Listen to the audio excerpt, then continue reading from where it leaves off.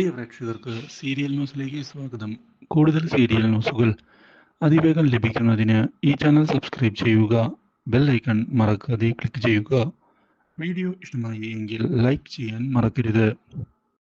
തിരിച്ചടികൾ ലഭിച്ചു തുടങ്ങി എന്ന് മനസ്സിലാക്കിയതിനെ തുടർന്ന് എങ്ങനെ കാര്യങ്ങൾ മുന്നോട്ട് കൊണ്ടുപോകുമെന്ന് ആലോചിക്കുകയാണ് ഇപ്പോൾ ഇഷ. അധിക നാളിങ്ങനെ കാര്യങ്ങൾ മുന്നിലേക്ക് കൊണ്ടുപോകാൻ സാധിക്കുകയില്ല. രാഹുൽ അവന്റെ നീക്കങ്ങളുമായി മുന്നിലേക്ക് പോവുക തന്നെ ചെയ്യും. അതുകൊണ്ട് എന്തെങ്കിലും പ്ലാൻ ചെയ്തു വേണം ഇപ്പോൾ കാര്യങ്ങൾ മുന്നിലേക്ക് കൊണ്ടുപോകാൻ. അതിനായി ഇനി തൻ്റെ അച്ഛനോട് സത്യങ്ങൾ മറച്ചു വെച്ചിട്ട് കാര്യമില്ല. ഉറപ്പിച്ചുകൊണ്ട് മുന്നിലേക്ക് പോവുകയാണ് ഇഷ. ഉടൻ തന്നെ റാംമോഹനെ ചെന്ന് കാണുകയും ചെയ്യുന്നു.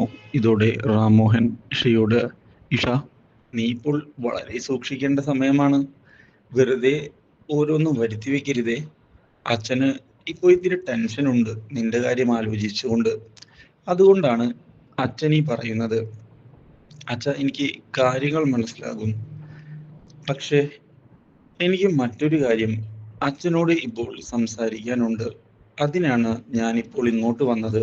എന്താ മോളെ, എന്തു പറ്റി? അച്ഛനോട് എന്താ പറയാനുള്ളത്? എന്തായാലും തുറന്നു പറ. അച്ഛ, അച്ഛനിപ്പോൾ വളരെയധികം സന്തോഷിക്കുന്നുണ്ട് എന്നുള്ള കാര്യം എനിക്കറിയാം. അത് പിന്നെ ഞാൻ സന്തോഷിക്കാതെ അത്ര വലിയൊരു സന്തോഷം നൽകുന്ന കാര്യമല്ലേ ഇപ്പോൾ സംഭവിച്ചിരിക്കുന്നത്. എൻ്റെ മകൾ, അവൾ അമ്മയാകാൻ പോകുന്നു, ഞാൻ മുത്തശ്ശനാകാൻ പോകുന്നു.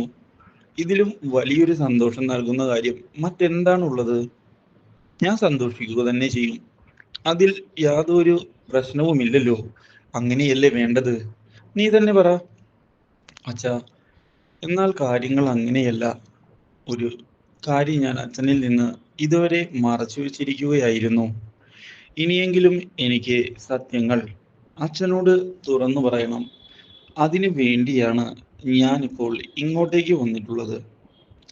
എന്തു പറ്റി മോളെ? എന്തെങ്കിലും സീരിയസ് ആയ കാര്യമാണോ? പറ. എന്തൊക്കെ സംഭവിച്ചാലും അച്ഛനുണ്ട് കൂടെ. ഇതോടെ ഇഷ അച്ഛനെ കെട്ടിപ്പിടിച്ച് കരയുകയാണ്. മോളെ, എന്തു പറ്റി? രാഹുൽ എന്നെ വഴക്ക് പറഞ്ഞോ? അതുകൊണ്ടാണോ? കാര്യം പറ. ഈ സമയത്ത് നീ വിഷമിക്കുന്നത് നല്ലതല്ല. കുഞ്ഞിന്റെ ആരോഗ്യത്തെയും മാനസിക സ്ഥിതിയെയും അമ്മയുടെ വിഷമവും സന്തോഷവുമെല്ലാം ബാധിക്കുമെന്ന് കേട്ടിട്ടില്ലേ? അതുകൊണ്ടാണ് പറയുന്നത്. നീ യാതൊരു വിധത്തിലും പേടിക്കേണ്ട ആവശ്യമില്ല.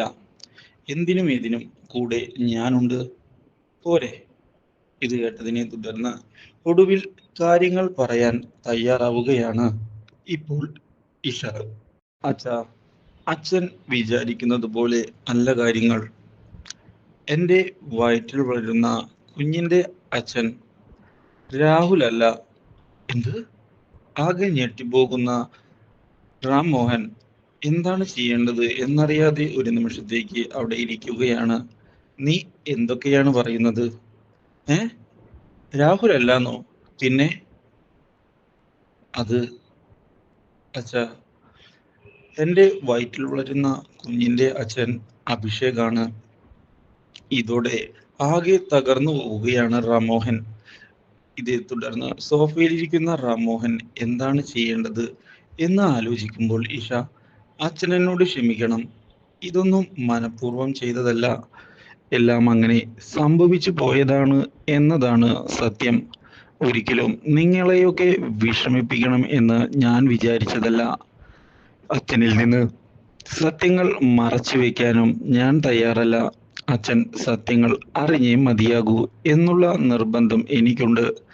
അതുകൊണ്ടാണ് ഞാൻ ഈ കാര്യങ്ങൾ ഇപ്പോൾ അച്ഛനോട് തുറന്നു പറയുന്നത്. ഇതോടെ റാംമോഹൻ, ഈ കാര്യങ്ങൾ രാഹുലിന് അറിയാമോ?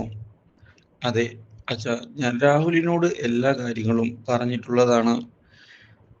ഓ, ഇനിയപ്പോ എന്ത് ചെയ്യാനാണ് നിന്റെ ഉദ്ദേശം? അച്ഛ, എനിക്ക് കുഞ്ഞിനെ വേണം. അത് എന്തൊക്കെ സംഭവിച്ചാലും. അതുകൊണ്ട് തന്നെയാണ് ഞാൻ കാര്യങ്ങൾ മുന്നിലേക്ക് കൊണ്ടുപോകാൻ തീരുമാനമെടുക്കുന്നത്.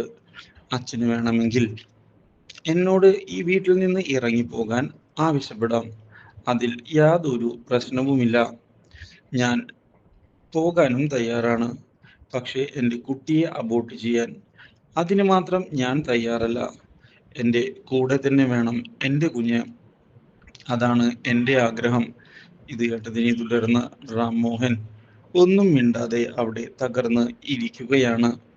മാത്രവുമല്ല, ഇതേ സമയം തൻ്റെ ചതികൾ പുറത്തായോ എന്ന് ആലോചിക്കുകയാണ് ഇപ്പോൾ അഭിഷേകിന്റെ അച്ഛൻ. അഭിഷേക് തൻ്റെ സഹോദരിയെ തിരിച്ചറിഞ്ഞ് കഴിഞ്ഞു എന്നാണ് തോന്നുന്നത്. അതുകൊണ്ട് ഇനി എന്തു ചെയ്യും? സത്യങ്ങൾ അറിഞ്ഞാൽ ഉണ്ടാകുന്ന തിരിച്ചടി ആലോചിച്ച് അയാൾ ആകെ ഞെട്ടിപ്പോയിരിക്കുകയാണ്. Do like, share and subscribe.